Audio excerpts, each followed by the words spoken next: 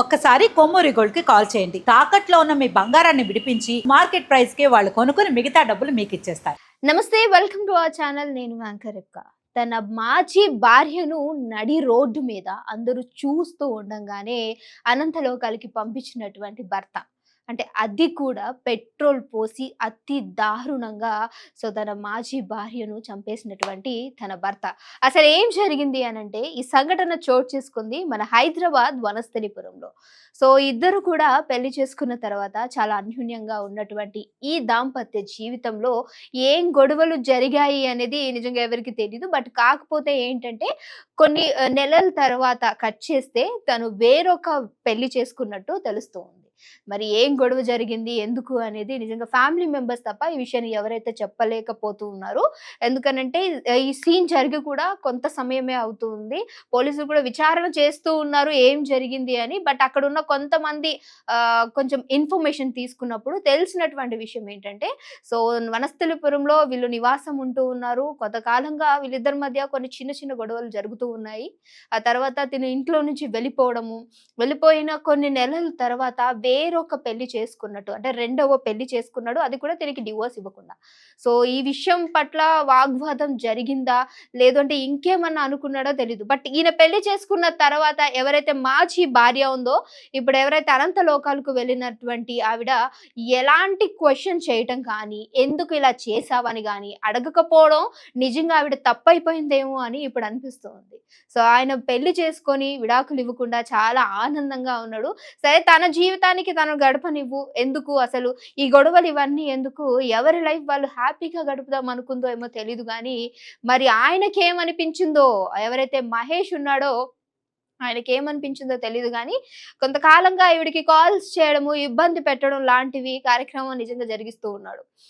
ఆయన కాల్స్‌ని అటెండ్ చేయకుండా తన పాటికి తను చిన్నపాటి పని చేసుకుంటూ తన జీవితాన్ని తను గడుపుతూ ఉండింది. ఆయన కాల్స్ చేసి ఇబ్బంది పెట్టడము ఇవన్నీ చేస్తూ ఉన్నాడు. ఒకరోజు తను ఆవిడ దగ్గరికొచ్చి, మరి నాకు ఈయన పెళ్లి చేసుకున్నా, నీ నుంచి ఏమన్నా థ్రెట్ ఉంటుందేమో, ఎందుకనంటే ఎక్కడైతే డివోర్స్ ఇవ్వకుండా రెండవ పెళ్లిని ఎవరు కూడా యాక్సెప్ట్ చెయ్యరు.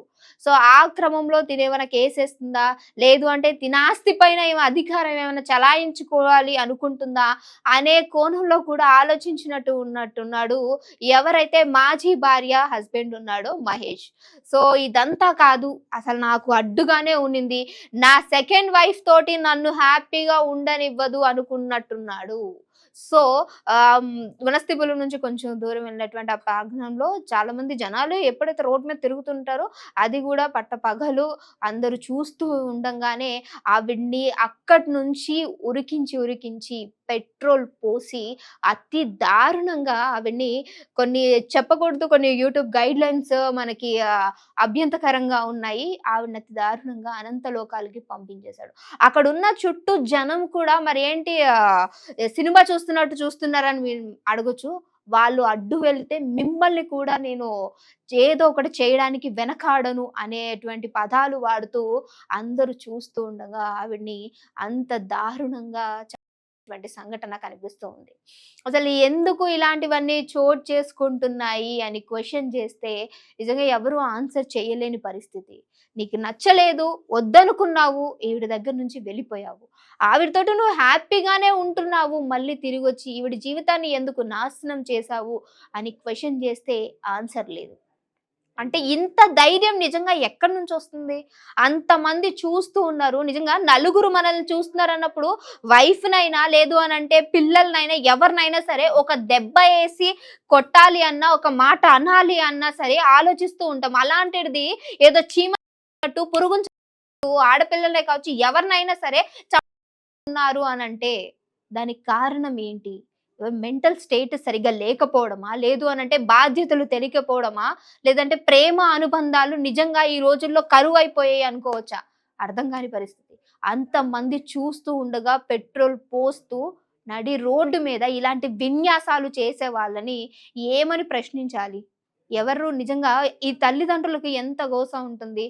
పెళ్లి చేశాము, ఒక ఇంటికి పంపించాము, ఆవిడ కూడా పిల్లలను కని ఫ్యామిలీ తోటి ఆనందంగా ఉంటుంది, మమ్మల్ని చూసుకుంటుంది అనుకునే ఆ తల్లిదండ్రులకి భరోసా ఎవరిస్తారు ఈరోజు?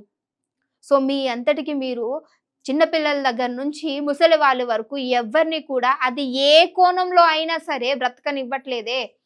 ఎప్పుడు కూడా ఇదే మాట మాట్లాడుతున్నా కానీ ఇంకా ప్రతిరోజు ఏదో ఒకటి పుట్టుకొని వస్తుందే తప్ప ఎంత చక్కగా ఉంది వాళ్ళ ఆవిడ.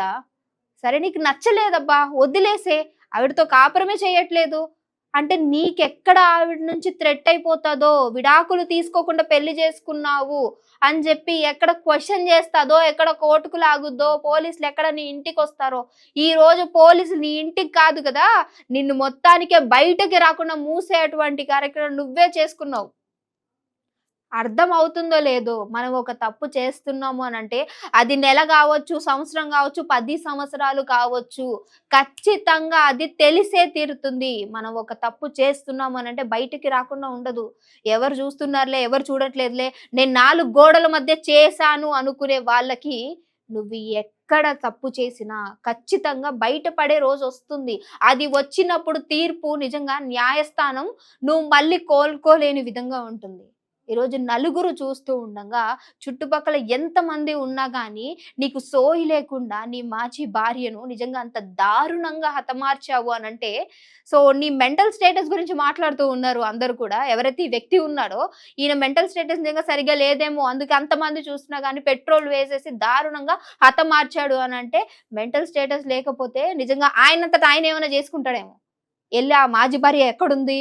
నన్ను నిజంగానే నా రెండో వైఫ్ తోటి సరిగ్గా ఉండనివ్వదేమోనని లేదా ఆవిడని హతమార్చరు. దేం క్వెషన్ చేస్తున్నారు అనేది ఒకసారి క్వెషన్ చేసే మీకు నెటిజన్‌లకు కూడా నిజంగా ఒకసారి బ్రెయిన్ ఉందా లేదా అనిపిస్తా ఉంటది నాకు. ఇలాగ మాట్లాడే వాళ్ళకి.